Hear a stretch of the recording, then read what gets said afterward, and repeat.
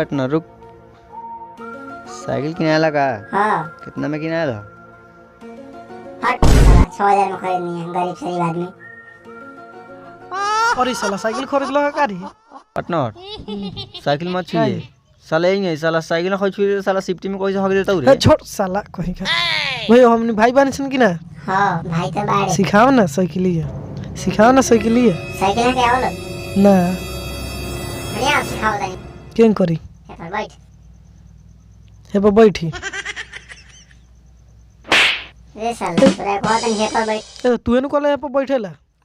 ऊपर गोड़ रख, हे पर बैठ, हे पर। अच्छा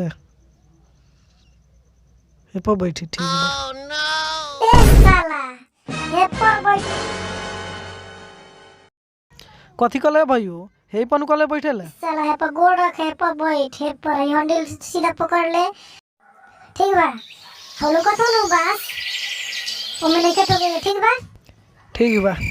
ठीक बा चल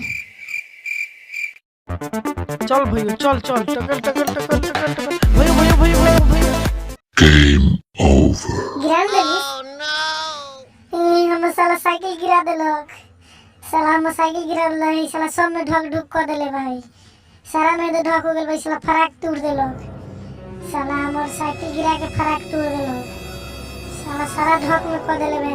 ए साले के चल जल्दी साला उठाओ जल्दी अपनी साइकिल उठाओ।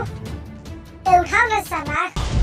पुष्पराज मैं झुकेगा नहीं। तेरी झलक शर्फी सिवा